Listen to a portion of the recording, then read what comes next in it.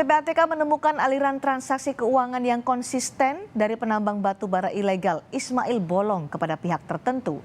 PLT Deputi Analisis dan Pemeriksaan PPATK Danang Trihartono menyebut temuan transaksi mencurigakan Ismail Bolong sepenuhnya telah dilaporkan kepada Kapolri.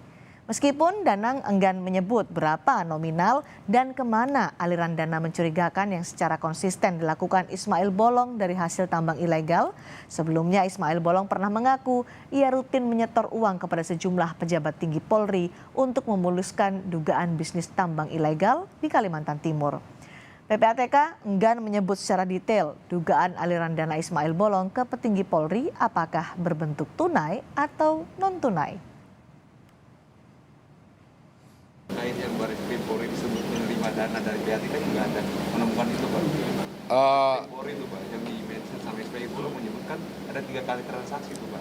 Ya, gini, kewenangan PPATK sejauh dia melalui transaksi keuangan sistem perbankan ya, itulah yang PPATK analisis dan fakta itulah yang disampaikan ke penyidik itu. Di luar itu tentu saja itu kewenangan penyidik untuk mengungkap. Kami tidak menyatakan itu ada atau tidak ada, karena memang kita cuma membaca dari segi transaksi keuangan aja. Kalau itu kan fakta-fakta itu kan bisa jadi di luar sistem keuangan. Tapi semua temuan itu yang jelas sudah disampaikan ke Baris Krim Polri. Semua mengenai fakta transaksi keuangan Ismail Bolong kita sampaikan ke Kapolri.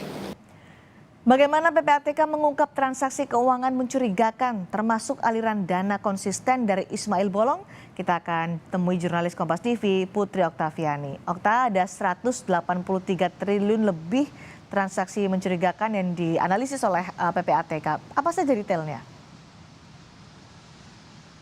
Iya benar sekali, Cindy dan juga saudara, bahwa memang PPATK menemukan adanya transaksi mencurigakan atau laporan transaksi mencurigakan 183,3 triliun rupiah, di mana ini ditemukan dari 1.544 laporan dari seluruh penyedia jasa keuangan, dan di antara angka tersebut di 1.215 di antara laporan hasil analisis ini sudah disampaikan ke penegak hukum. Selama setahun ini PPATK tadi menyampaikan sudah ada 3.990 permintaan informasi ke seluruh penyedia jasa keuangan, atau artinya ada sekitar 100 permintaan informasi per harinya. Dan dari hasil pemetaan yang dilakukan oleh PPATK ini terkait dengan sumber tindak pencucian uang begitu, atau sumber resiko pencucian uang, ini korupsi dan juga narkotika menjadi yang paling tinggi, di mana korupsi ini tercatat ada 81 triliun lebih dihasilkan dari 275 laporan transaksi keuangan mencurigakan dengan berbagai modus yang dilakukan oleh pelakunya. Di antaranya adalah dengan membuka polis asuransi, kemudian juga dilarikan ke instrumen pasar modal maupun juga dalam bentuk valuta asing, atau artinya apakah itu hasil korupsinya yang diberikan dalam bentuk valuta asing atau ditukarkan ke valuta asing. Tapi tidak hanya korupsi, sumber dari resiko pencucian uang ini juga ditemukan di narkotika. Ini menjadi 2 terbesar, ya, ini tercatat 3,4 triliun rupiah. Dan tadi dalam refleksi akhir tahun juga PPATK mencatat ada peningkatan kontribusi yang signifikan terhadap penerimaan negara mencapai 3,2 triliun rupiah selama 2022. Artinya dalam pengungkapan resiko pencucian uang ini tentu PPATK tidak bekerja sendiri, namun juga ada kolaborasi dengan pihak penegak hukum yang lain dalam upaya mengungkap adanya transaksi-transaksi mencurigakan yang dicatat oleh PPATK. Cindy. Lalu Okta, terkait dengan Ismail Bolong, bagaimana PPATK menguji dugaan aliran dana dari Ismail Bolong ke petinggi Polri?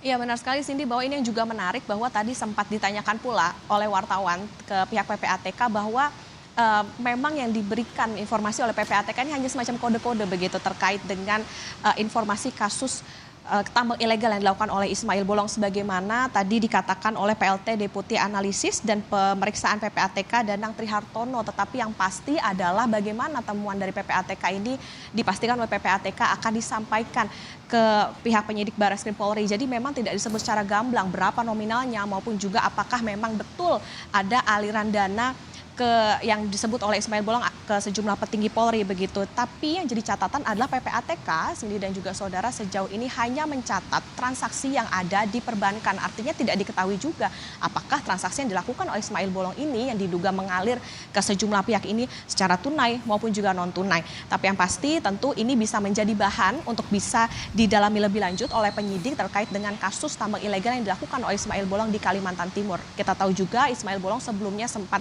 ramai menyebut ada aliran dana dari tambang ilegal yang dilakukan dirinya ke sejumlah petinggi Polri, dan ini pun atas kasus ini Ismail Bolong ditetapkan menjadi tersangka dengan ancaman hukuman ini maksimal 5 tahun penjara dan juga denda maksimal 100 miliar rupiah. Tentu ini yang akan kita tunggu seperti apa nanti temuan dari PPATK kepada pihak penyidik Barreskrim Polri. Cindy. Terima kasih Putri Oktavian yang melaporkan langsung terkait dengan rekening mencurigakan yang ditemukan oleh PPATK.